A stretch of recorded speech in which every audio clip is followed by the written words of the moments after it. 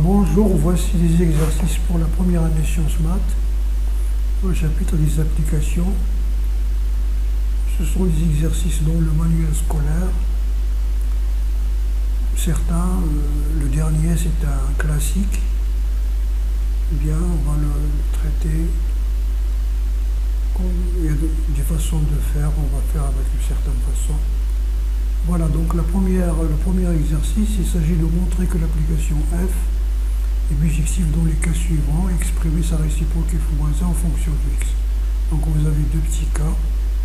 Donc un cas où il s'agit donc de résoudre l'équation, et un cas où il s'agit de trouver l'injection ou bien l'injectivité et la bijection et la surjection. Ici, dans le troisième cas, on nous demande de montrer que la fonction est bijective de 0 à 1 vers un intervalle à déterminer. Donc ce sont trois cas différents. La y admet une unique solution dans l'intervalle moins 1, 1. f de x égale à y, c'est équivalent à dire ça égale à y. Voilà, vous multipliez le produit en croix, multipliez les moyennes et les extrêmes, vous isolez racine de x, vous élevez au carré. C'est équivalent, ici vous avez l'implication parce que ce nombre est positif. Donc, parce que ce nombre est positif, donc racine de x est égal à ce nombre.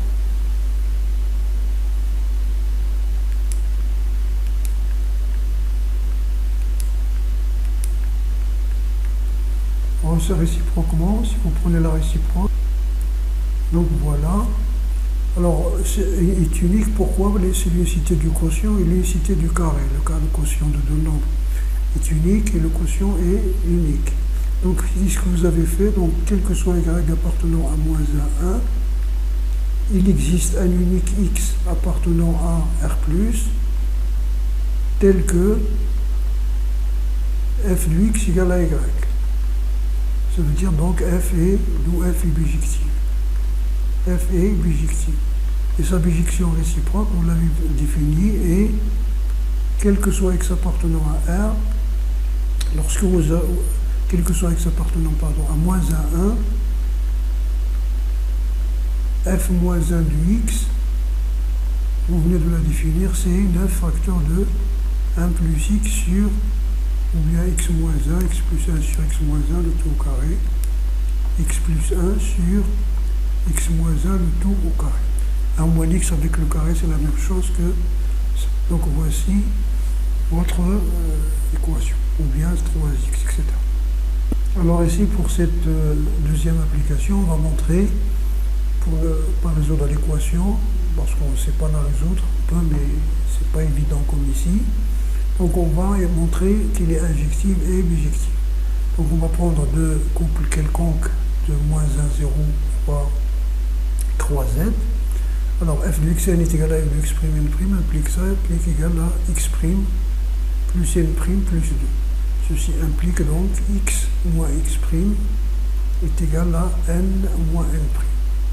On a donc x est compris entre moins 1 et 0, et x moins x' est compris ici entre aussi 0 et 1, d'où x moins x' appartient à l'intervalle moins 1, 0. Et x moins x' appartient à z, car bien sûr n moins n' appartient à z. Donc, x moins x' appartient à z inter moins 1, pardon, ça c'est 1. Si vous faites la somme, vous allez voir ici 1. Inter moins 1, 1 est le seul élément d'intersection, c'est-à-dire qui est égal au singleton 0. Donc x égale à x', x égale à x', par suite n égale à n'. Donc vous avez montré que f est injectif. Donc vous avez, quels que soient les couples, c'est-à-dire vous avez donc f est injectif.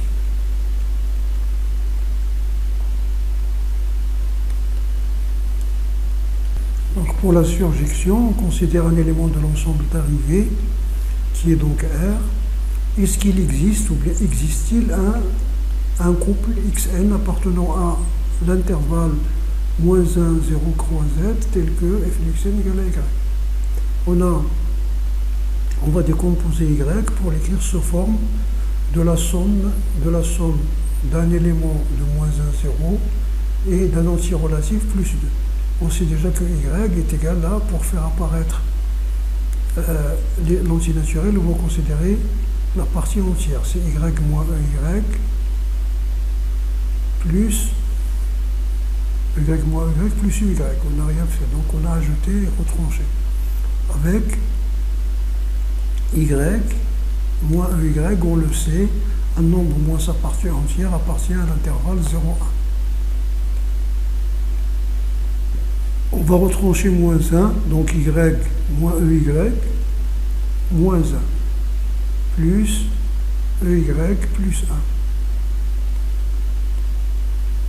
On n'a rien fait encore, on a retranché moins 1. Maintenant, cet élément-là, en retranchant ici moins 1, vous avez moins 1, 0. Il nous reste 2, il nous faut 2. Donc, il est égal à ey, y, moins ey, moins 1, plus ey, moins 1, plus 2. D'accord, donc, est égal donc à x plus n plus 2. Avec, bien sûr, x est égal à quoi? Est égal à x est égal à y moins y plus 1, etc. Donc, qu'est-ce qu'on va dire? Quel que soit y appartenant à R, il existe un couple x plus n plus xn appartenant à moins 1, 0, tel que f de xn égale à y avec, bien sûr, x est égal à y moins y moins 1, et n est égal à y moins 1, appartenant à z, et celui-là appartenant à moins 1, 0. Voilà, donc f est surjective. F est surjective. Par suite, il est bijectif. Donc f est bijectif. Donc vous avez f est une bijection, il est bijectif. Et f moins 1, il est défini de R vers moins 1, 0, croix z, qui a tout nombre factoriel y, ou bien si vous voulez prendre factoriel x. Il fait correspondre donc x moins partie entière de x moins 1 et partie entière de x moins 1. Ceci est bien sûr un nombre de moins 1, 0 et ceci est un nombre réel. Et cette correspondance-là est unique parce que la partie entière est unique. Donc on pouvait faire ça sans faire l'injection et la bijection, mais on n'a pas cité dès là et puis en même temps pour voir comme ça. Alors pour cet exercice-là, on nous demande de déterminer un intervalle J pour que f soit une bijection de 0,1 vers J.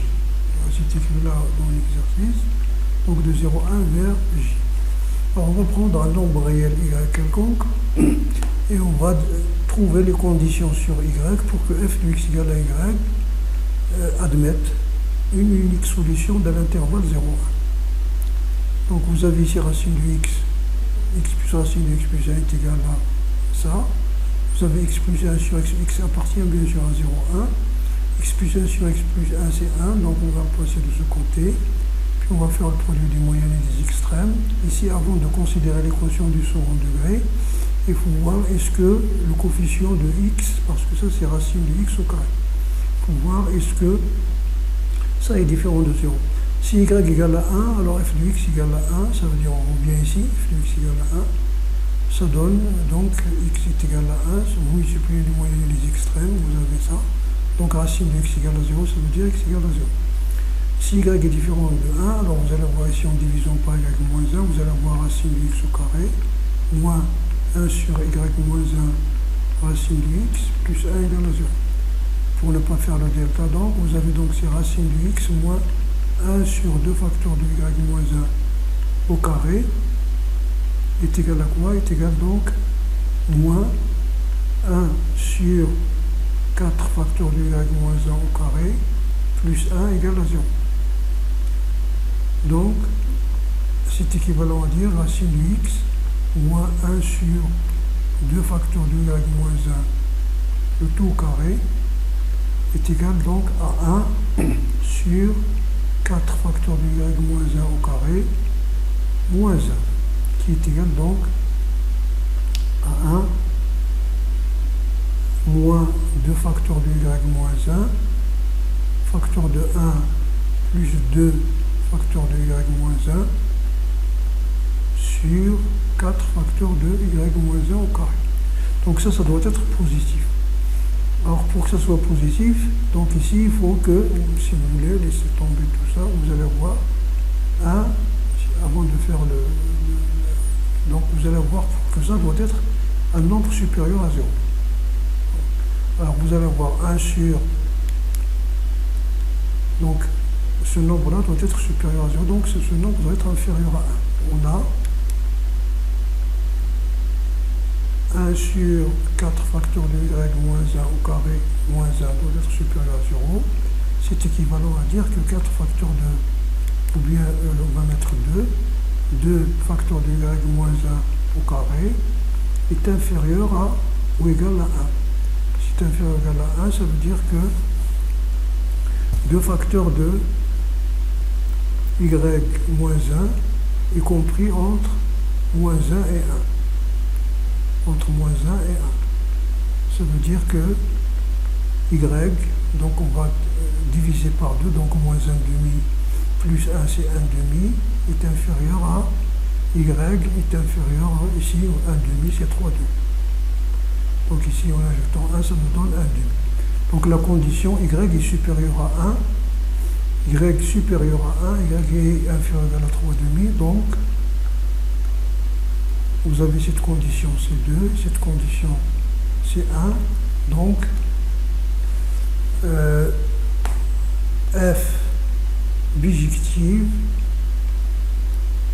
de l'intervalle 0,1 vers l'intervalle 1 demi, 3 demi, 1. Donc y compris entre 3 demi et ici y supérieur à 1. Donc c'est entre 1 et 3 demi. Si elle est strictement croissante, supposons que f est strictement décroissante. Donc si on prend un couple xy appartenant à r au carré, x inférieur à y implique f rang f de x est supérieur à f rang f de y. Bien sûr, f décroissante, alors vous avez f rang f décroissante, strictement décroissante. Ou même la composée d'un nombre impair, la composée de 3 ou de la 5 ou de la 7, par la règle des séries, par le produit de 3 nombres négatifs est un nombre négatif. C'est un peu la même chose. Donc ceci implique x, parce que f rang f de x c'est x, est supérieur à y, ce qui est absurde.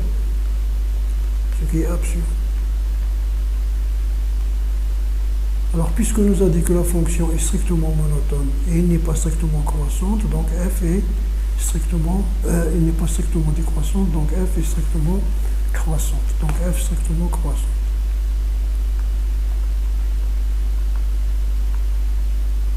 F est strictement croissante. La deuxième, on va montrer que f de x égale à x, quel que soit x appartenant à R, f de x égale à x. Supposons par l'absurde que, ou bien on va faire la négation, il existe x appartenant à R, supposons qu'il existe x appartenant à R, tel que f de x est différent de x.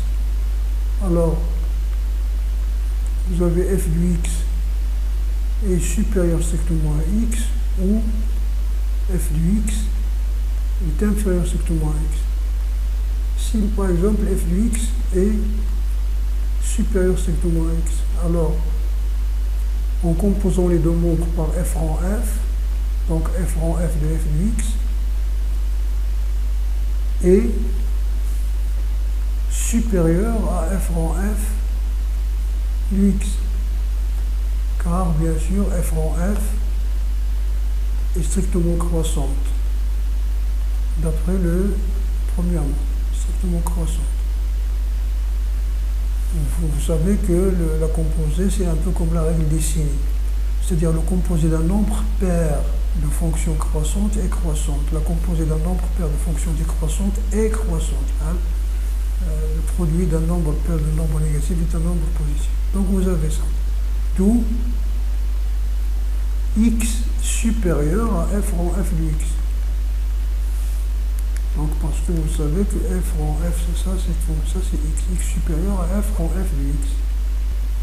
Or, vous avez f de x supérieur à x implique f de x supérieur à f de x.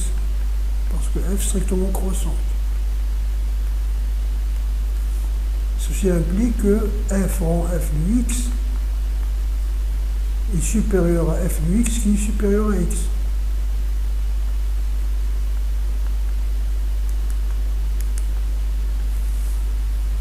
Donc, qu'est-ce que vous allez voir ici? En remportant dans 1, donc, x est supérieur strictement à x. Ici, x est supérieur à f rang f de x qui est lui-même supérieur strictement à x. Donc, ça veut dire ça. Parce que f est supérieur à f de x, et f de x est supérieur à x. Donc là, en remplaçant dans 1.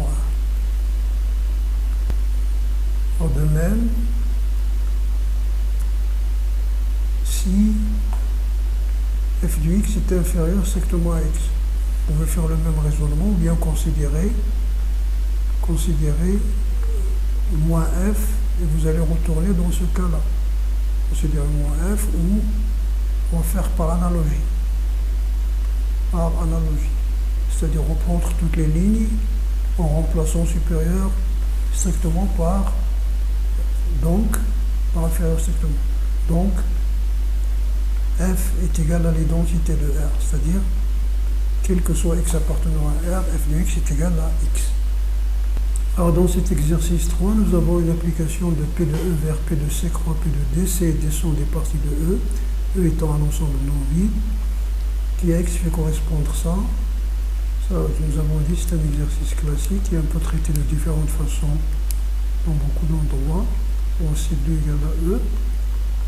On va l'approcher des élèves de la première année sciences maths. Supposons que, donc on va montrer la double implication. D'abord, supposons que f est injective. Alors vous avez f de C union D. À quoi est égal f de C union D? Si le couple C union D inter C, C union D inter D, et comme C est inclus dans C union D, donc vous allez avoir C, C, et la même chose c'est D. Et f de E, c'est E inter C, E inter D. Comme E, C est inclus dans E et D est inclus dans E, c'est le couple CD. Donc, f de E est égal à f de C union D. D'où, puisque l'application est injective, donc E est égal à C union D. Réciproque.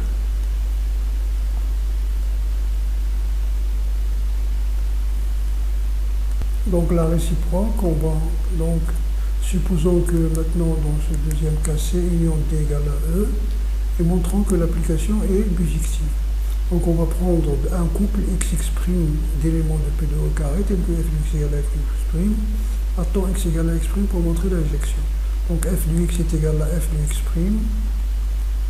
ça implique f de x, c'est le couple x inter C, x inter D, est égal au couple x' inter C, x' inter C, x' inter D. Donc voici l'image de x. Donc ça veut dire que x inter C, l'égalité de le couple, est égal à x' inter C, et x inter D est égal à x' inter D. Ça implique donc Si vous avez ça, donc vous avez x inter c, vous savez que si A est égal à B, alors ceci implique A union C est égal à B union C. La réciproque n'est pas vraie, toujours. Donc voilà, donc x inter C union x inter D, x inter D est égal à x' inter C union x' inter D. Ici donc vous avez x inter C union D, distributivité, est égal à x' inter C union D. La même chose. C union D est égal à E, donc x inter E est égal à x' inter E. X inter E c'est x, parce que x est inclus dans E, est égal à x'. D'où f est injectif. F injectif. Sans utiliser les éléments, j'ai vu là, vous utilisez les éléments, directement vous utilisez les propriétés sur les ensembles, etc. Alors la question B montre que f est surjectif si et seulement si C inter D égale à l'ensemble vide. Donc vous avez ici, supposons dans cette implication, f surjectif, donc quel que soit x appartenant à P de E, il existe un couple C', D' appartenant à C croix D, à P de C ou bien inclus dans C croix D, tel que f de x est égal à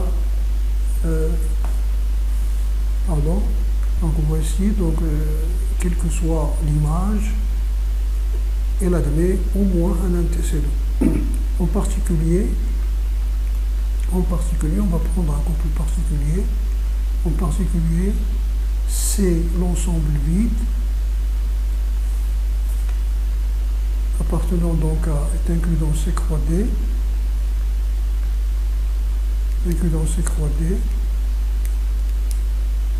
il existe x appartenant à P de E, tel que f de x est égal à C l'ensemble vide. D'où f de x c'est quoi? C'est x inter A, x inter C, x inter D est égal à C l'ensemble vide. Donc x inter A est égal à x inter... Qu'est-ce que c'est que ça? X inter C est égal à C et x inter D égale à l'ensemble vide. X inter C égale à C, ça veut dire que C est inclus dans X. C est inclus dans X. Et vous avez X est inclus dans D bar. D'accord? Parce que si A inter B est égal à l'ensemble vide, bien si l'intersection de deux ensembles est vide, l'un est inclus dans le complémentaire de l'autre. Ça veut dire donc C est inclus dans D bar, d'où C inter D égale à l'ensemble vide. Donc ce sont les propriétés sur les relations des ensembles. Dans une vidéo, nous avons travaillé ça dans la vidéo dernière. Voilà. Alors pour la réciproque, supposons C inter D égale l'ensemble vide, on va prendre donc une image, c'est-à-dire un couple C', D' appartenant à P de C croix P de D. Alors ici, il s'agit de montrer est-ce que l'équation f de x est égale à C', D' admet au moins une solution dans P2. Alors vous avez f de x, donc l'équation f de x est égale à C', D'. Ça implique que x inter C x inter D est égal à C', D'. Donc ceci implique donc x inter C égale C', x inter D égale D'. Égalité donc des deux projections, première et deuxième projection du couple. Ceci implique, si on fait la réunion, x inter C union x inter D est égal à C' union D'. Ceci implique, ici c'est X, distributivité, C inter D est égal à C' union T'. Or ça est égal à l'ensemble vide, ça veut dire X union l'ensemble vide est égal à C' union T', d'après l'hypothèse. Ça veut dire X est égal à C' union T'. Donc voici une solution dans P2. Donc F est surjective. F est surjective. On aurait pu résoudre cette équation de cette façon et dire que cet antécédent est unique parce que la réunion des deux ensembles est unique, donc on déduit directement la bijection par l'équation. C'est une autre façon de faire. Je ne sais pas, regardez ce que il n'y a pas de problème là-dessus, mais je crois que c'est une façon de faire qui est plus courte. D'accord? Très bien, donc F est surjective.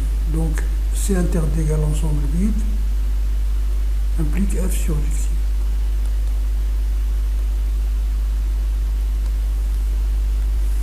Vous avez ici, donc du coup, vous trouvez la réciproque, F-1 est définie de P de C croix P de D per P de E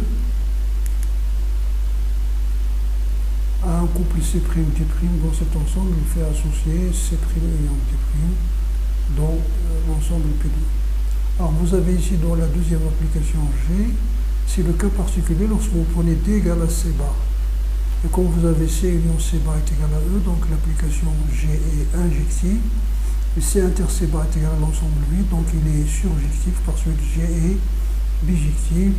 Et la réciproque, c'est la même réciproque, mais seulement P de C croix P de C bar. Ici, vous allez avoir la même réciproque. Très bien.